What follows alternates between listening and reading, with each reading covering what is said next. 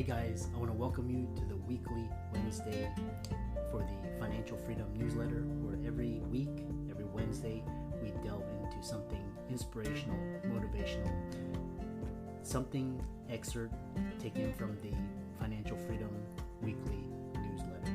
Wherever you are, if you're listening on Spotify, on iTunes, Google, be sure to click the like, subscribe, share, comment.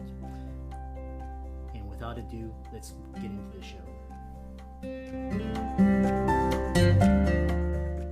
Welcome everybody to this week's podcast episode for the Financial Freedom Podcast. I'm your host, Dr. Christopher Liu. And as you know, I talk about 4 different types of freedom: time, financial, location, health freedom. And in that light, I'm always interviewing influencers, successful people, entrepreneurs, getting those insights and sharing them with the masses. So today we have Korie Minkus, and she's actually going to talk to us all about her entrepreneurial journey. She is the founder and CEO of Rock Your Product, and it's going to be a great, delightful conversation. So I'll bring her on the show and let her introduce herself. So Korie, welcome.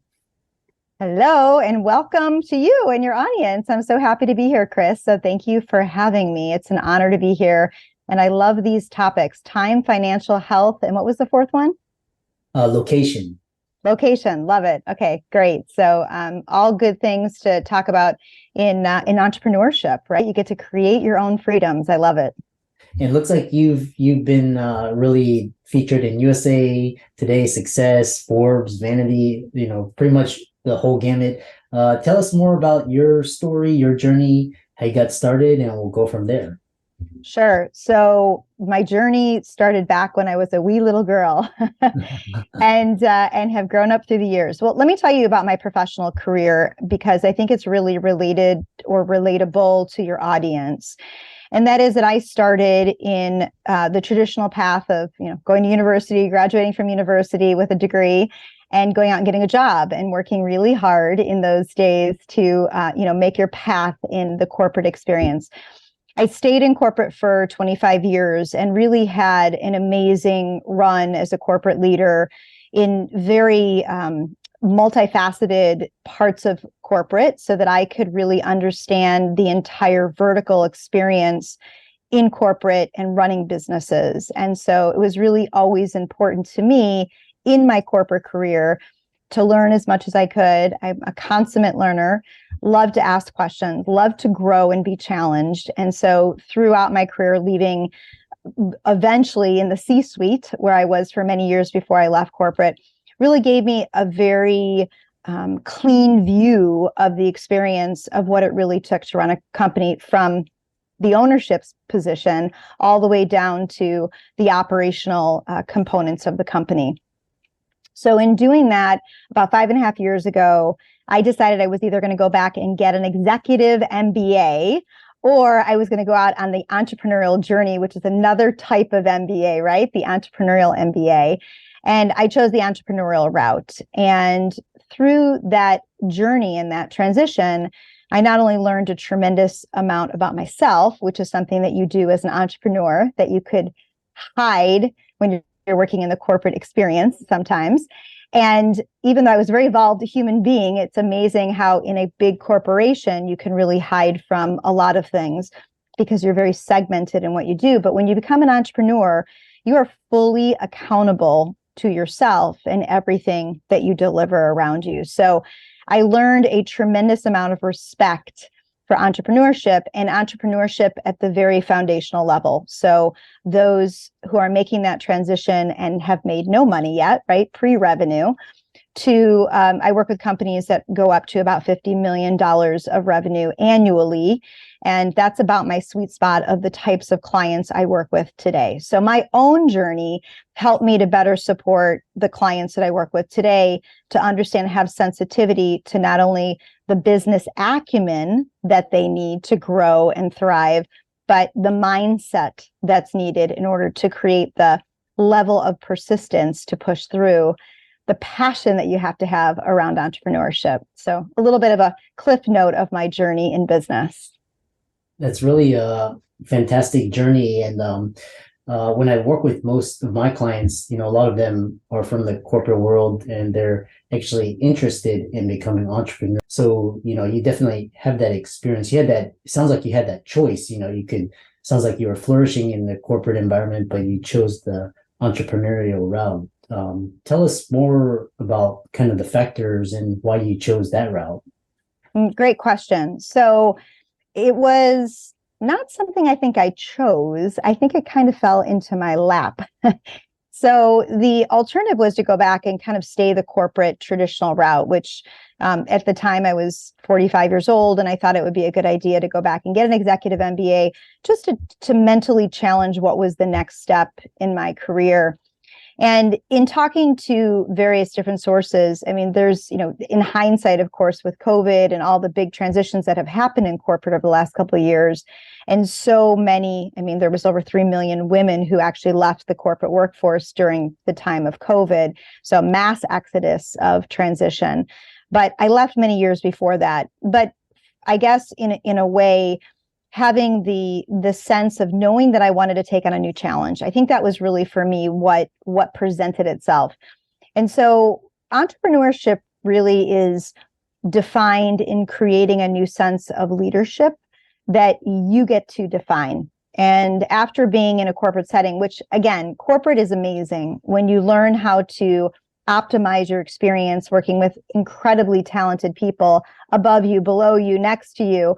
There's so much that you get to learn and take on in that experience. However, as human beings, sometimes we choose to pivot. And I know that you yourself did that as well, between being in medicine and then, jumping into real estate, and now being able to really coach other people in their experience of growth in their own lives.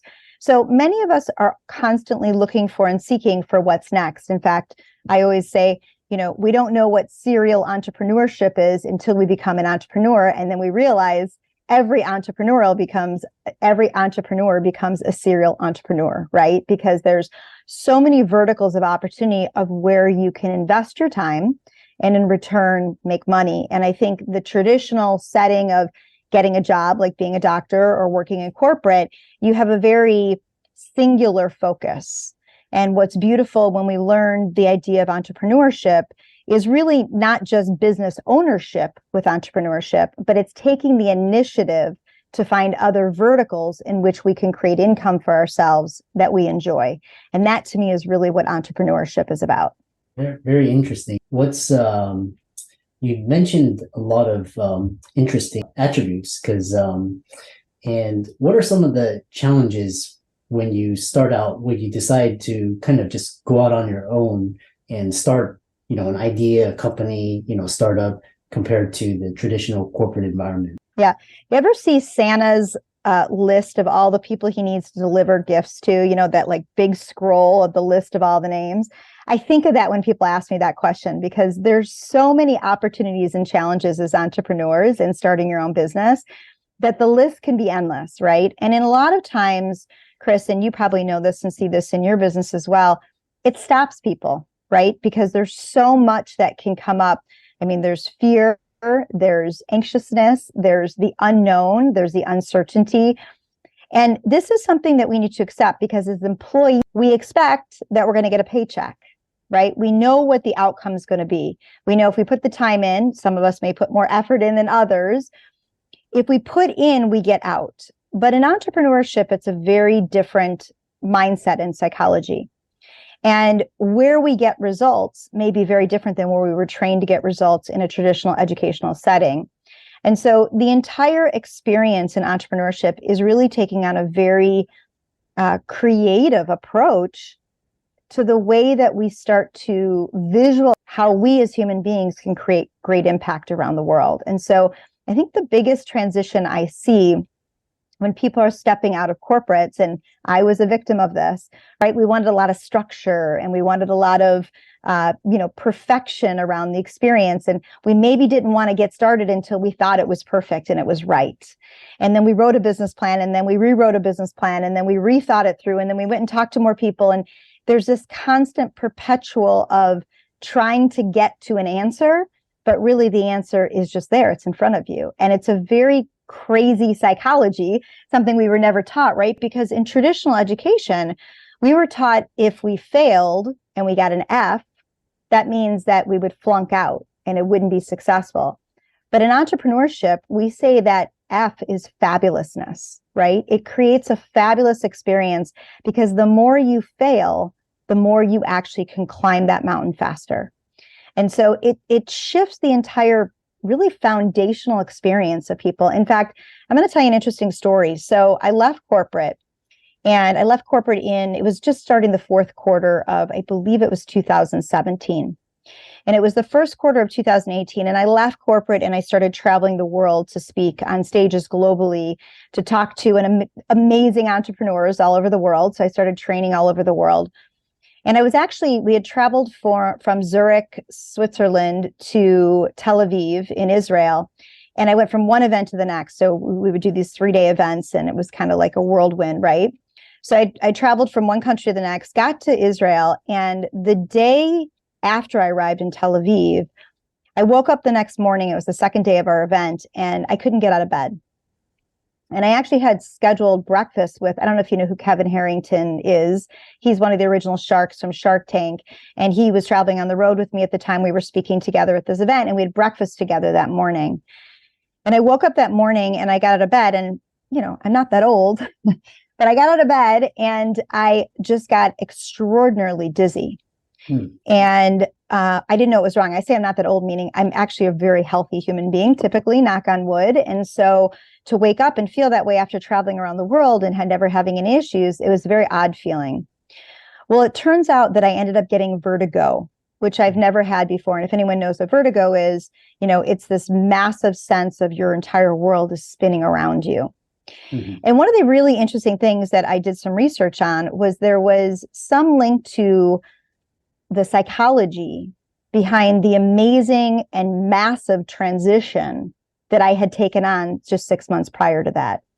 And that my entire ecosystem, now I don't wish vertigo upon anybody, but my entire ecosystem was shifting from what I knew, this sense of stability and understanding and knowing what my job was and knowing what I needed to accomplish and get done, to really, in an entrepreneurship role, a very unstable or instable experience of not really knowing how I was going to create the experience of outcomes that I wanted to achieve. And so this entire experience really taught me, unfortunately, I was quite sick for several days and ended up not being able to leave Tel Aviv because I was so sick. But once I got back on my feet and I started doing research, there is some psychology behind the vertigo experience that is connected to massive pivot and change in your life. Now, again, I don't wish vertigo on anybody, but it just goes to show you how much entrepreneurship is really a completely different psychology experience, almost like stepping onto a new planet.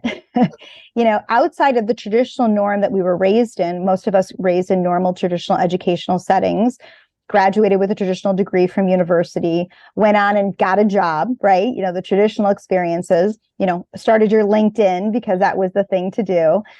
And we were walking through a process that was really predetermined for us. And through that whole time, Chris, one of the things that we each adopt is other people's belief systems. So whether it's other people's limiting beliefs or other people's desires and outcomes. And when you become an entrepreneur, you get to shift all that to create the experience that you want. And many of us don't quite know what that is, right? But the beautiful thing of entrepreneurship is like being a chef. You get to start with fresh recipes to make amazing dishes to serve to amazing people. And whether you're in a service business or a product business, you get to deliver an experience to human beings. And that's what you get to share as an entrepreneur. So I hope that answers your question. Yeah, definitely. And what are, you mentioned limiting beliefs. How do you identify, these limiting beliefs, and how do you sort of manage them as you're on your journey as an entrepreneur? Big question. It's a great question. Yeah, they come up a lot. Do you find that, Chris? They come up a lot? I mean, all the time. All the time, right? And it's amazing when they do that you think, well, I teach other people this kind of stuff. How can it be that I don't know how to deal with this? Well, it's not that I don't know how to deal with it. How could it be that it keeps coming up, right? So how do we deal with it? So the first thing that you need to identify when you are hitting roadblocks, not achieving, or feeling yourself getting fearful around things, it typically is limiting beliefs that are holding you back. And I have an advisor that I work with, and her name is Michelle Masters, who I happen to absolutely love. And one of the things she taught me early on in my entrepreneurial journey was something called worth expansion. And the idea really is founded in the fact that we control our own value and worth that we feel inside, which then we project out to every human being on the planet. So in other words, if we feel a lack of worth in our own self, then how is it that somebody else is going to believe, trust, or be confident in us? And so it's not that we lack confidence, but we do actually never really evaluate what is our own worth to ourselves, let alone to the rest of the world. And where we see this most often, Chris, and where this comes up for me with my clients, is when they price things, whether they price their services or they price their product. We have a pre-assumed idea that if we assume this is what we would pay for it, that we would assume this is what other consumers would pay for it, other people would pay for it. But ultimately, it's our own judgment around potentially our own self-worth that's limiting the experience that we can deliver to others. And so the greatest gift I can leave for your listeners today, and I'm sure that this is something that if they haven't already heard, they will hear again and again, which is becoming aware of your limiting beliefs. And when you become aware of them is when you can really start to address them. And when you identify them, you can start to create connections to either things that trigger them, but then you also can create connections to new outcomes that you want to create.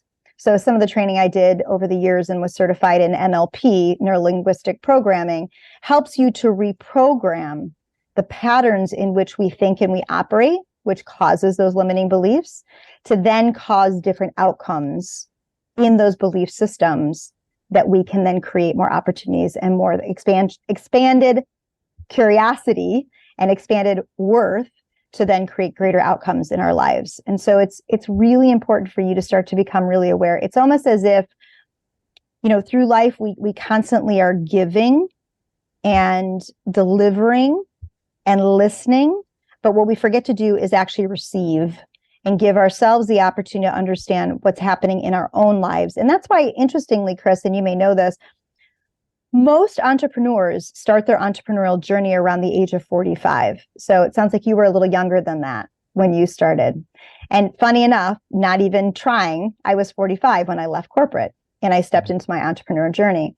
And that is the average age of entrepreneurs. Now, I'm not saying there's not younger entrepreneurs. I work with some and they're amazing. But the experience that we have in life helps to create, and you have that experience, some of the foundation of being able to financially afford stepping into an entrepreneurial experience, but also the experience itself, the acumen that we've learned can help us to have more confidence to step into that role, right? So the average age is 45. And so what's interesting is at 45 years old, you have to wake up and look at yourself differently than you've ever done before. And it's quite an awakening. It's quite an awakening of an experience. Yeah. Fascinating discussion. You're very accomplished, very experienced. How can people follow you, contact you, visit your website, etc.? Yeah, love it. Well, I always love working with entrepreneurs. It's my passion these days in life. And it is my pleasure to support their vision and journey. And I do work with pre-revenue entrepreneurs. So those that are starting out their entrepreneurial journey are welcome to be part of my network and my group. You can reach me at www.rock.com. So that's ROCK, YOUR, and then product, PRODUCT. End of the day. I had to think about that for a second. So rockyourproduct.com is where they can reach me. And of course, I'm available. You can get me on LinkedIn at Korie Minkus, Trevino. And you can find me there, or you can find me on LinkedIn. You can find me on Instagram. You can find me on Facebook. I'm kind of everywhere, but certainly feel free to reach out. And if you want to reach out to me directly at Korie@rockyourproduct.com, do that as well. Welcome all entrepreneurs that are interested in really thriving in their experience of this transition. And I like working with people who are really passionate about figuring it out, because we don't know, right, what we don't know. And so they're really passionate about really thriving in an experience where they're figuring it out. So it's my pleasure to work with them. Self-discovery, growth, all the complexities that go around with business acumen and growth, I'm here to support in every capacity. Excellent. And for all the listeners out there, hopefully you got a lot of nuggets of wisdom, inspiration. Be sure to check out Korie's website, follow her on social media, LinkedIn. And with that, thanks so much for coming on to the podcast. And it was a pleasure to have you as a guest. Thank you so much, Chris. It's my pleasure.